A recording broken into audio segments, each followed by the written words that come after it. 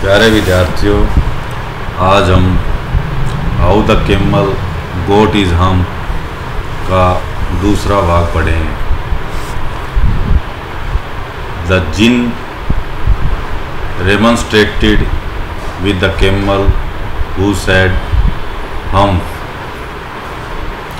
जिन ने उस ऊँट का विरोध किया जिसने हम्फ कहा। The camel's beautiful back suddenly grew a lump which was the camel's hump। ऊँट की सुंदर पीठ पर एक लंप उभर आया। लंप मीन एक तरह का सूजन, बेडोल आकार का उभर आया, जिसको कि ऊँट का कुबड़ कहा गया।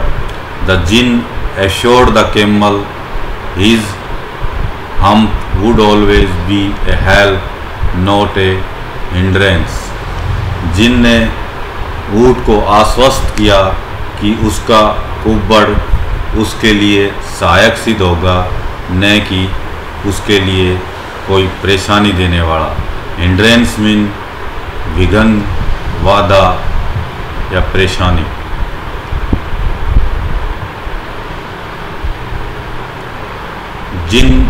The jinn rolled himself up in his dust cloak and took a walk across the desert and found the camel looking at his own reflection in a pool of water। Rolled up mean लपेटना, dust cloak mean धूल का लबादा, pool of water mean पानी का झोड़। The jinn rolled himself up in his dust cloak. जिन ने अपने आप को धूल भरे लबादे में लपेटा and took a walk across the desert, और मरुस्थल के पार चला गया। And found the camel looking at his own reflection in a pool of water, और ऊँट को पानी के जोड़ में अपनी परछाई देखते हुए पाया। रिफ्लेक्शन मीन परछाई। My friend said the jinn. जिन ने कहा, मेरे मित्र, what's this I hear of your doing no work. मैं तुम्हारे बारे में ये क्या सुन रहा हूँ कि तुम कोई काम नहीं कर रहे हो। The jinn sat down with his chin in his hand. जिन अपने हाथों में अपनी ठुड्डी को लेकर बैठ गया। While the camel looked at his own reflection in the pool of water. जबकि ऊँट पानी के जोड़ में अपनी परछाई को देखने लगा। You have given the 3 extra work ever since Monday morning, all on account of your idleness, said the jinn। जिन ने कहा, तुम्हारे आलस्य के कारण तुमने सोमवार सुबह से 3 जो अतिरिक्त काम थे वो नहीं किए हैं। And he went on thinking with his chin in his head, और वह ऊँट अपनी ठोडी को अपने हाथों में लेकर सोचता रहा।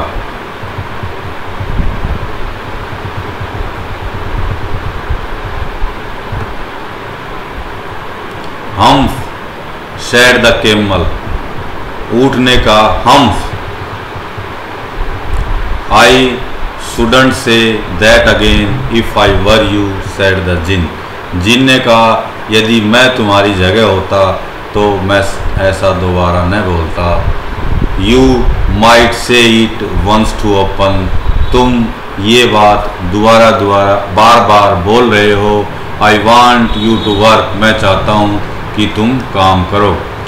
And the camel said humph again।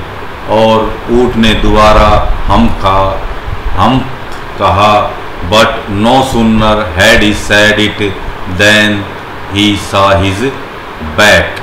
लेकिन जैसे ही उसने यह हम्प कहा, उसने अपनी पीठ को देखा, that he was proud of, जिसके ऊपर उसको घमंड था, puffing up into a great big hump, जो कि एक बड़े कुब्बड़ के रूप में उभर गई थी। Do you see that? said the jinn. जिन ने कहा, क्या तुम देख रहे हो? That's your very own hump that you have brought upon your very own self by not working. यह That's your very own hump, यह तुम्हारा हम्प ही है जो तुमने कुछ काम नहीं किया, उसके कारण तुम्हारे शरीर पर ये पैदा हो गया है। टुडे इज़ थर्सडे, आज बृहस्पतिवार है, and you have done no work in Monday, और सोमवार से तुमने कोई काम नहीं किया है। व्हेन द वर्क बिगेन, जब से काम शुरू हुआ है, तुमने सोमवार से कोई काम नहीं किया है और आज बृहस्पतिवार हो गया है। Now you are going to work, अब तुम काम करोगे या अब तुम काम करने जा रहे हो। How can I, said the camel, ऊँट ने कहा, मैं काम कैसे कर सकता हूँ, with this hump on my back, मेरी पीठ पर इस कुब्बड़ के कारण मैं काम कैसे कर सकता हूँ। That as a purpose, said the jinn, जिन ने कहा कि इस कुब्बड़ का तुम्हारे लिए एक उद्देश्य है। All because you missed those 3 days, क्योंकि तुमने वो 3 दिन मिस कर दिए हैं। You will be able to work now for 3 days without eating, और अब तुम बगैर खाए भी 3 दिन तक काम कर सकोगे। Because you can leave on your hump, क्योंकि अब तुम अपने कुब्बड़ के ऊपर जीवित रह सकते हो। एंड डोंट यू एवर से I never did anything for you, और तुम कभी भी ये मत कहना कि मैंने तुम्हारे लिए कुछ नहीं किया। Come out of the desert, मरुस्थल से बाहर आ जाओ, एंड गो टू द 3, और उन तीनों के पास जाओ, एंड बिहेव, और अच्छी तरह से व्यवहार करो। And the camel went away to join the 3, और ऊँट उन तीनों के पास चला गया। And from that day to this, और उस दिन से आज तक, the camel always wears a hump, ऊँट के वो कुब्बड़ है। वी कॉल इट हम्प, हम उसको अब हम्प कहते हैं। Not to hurt his feeling, ताकि उसकी भावना को कोई ठेस न पहुँचे। But he has never yet caught up with the 3 days that he missed at the beginning of the world, लेकिन जिन 3 दिनों को उसने जब संसार शुरू हुआ था, उन 3 दिनों को मिस किया था, उन 3 दिनों की पूर्ति वह अभी तक नहीं कर पाया है। And he has never yet learn how to behave, और वह अभी तक काम करना नहीं सीख पाया है। इस पाठ का 2nd चैप्टर भी हमने ख़त्म कर लिया, और इस 2nd पार्ट के आधार पर कुछ पर्सन बनते हैं, उनका हम यहाँ अभ्यास करते हैं। The camel was looking at his own reflection in the pool, ऊँट पानी के जोड़ में अपनी परछाई देख रहा था।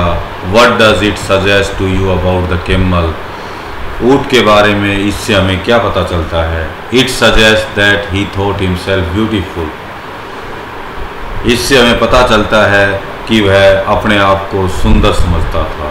It suggest that he thought himself beautiful.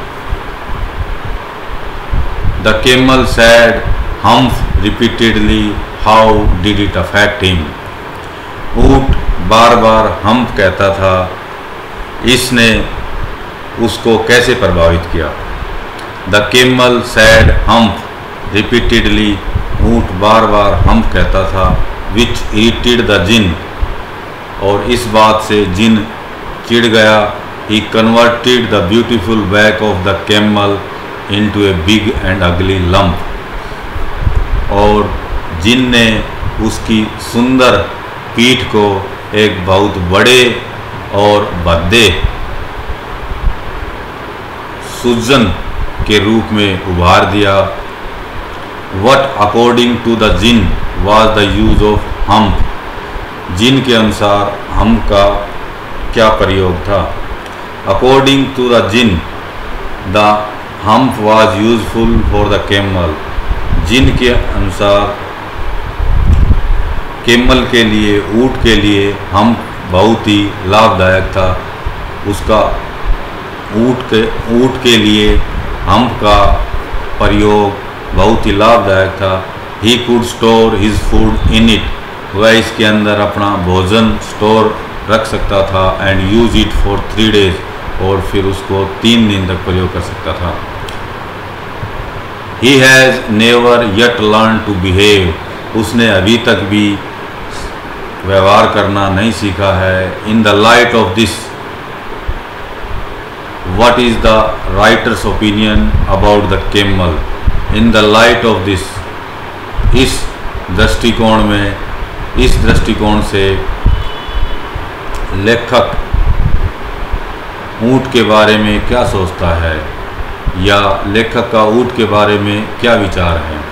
The writer's opinion about the camel is that he has not been able to compensate for the 3 days, लेखक का विचार है कि ऊँट उन 3 दिनों की क्षतिपूर्ति अभी तक भी नहीं कर पाया है। He had missed in the beginning of the world, जिन 3 दिनों को उसने संसार के शुरू होने पर खो दिए थे।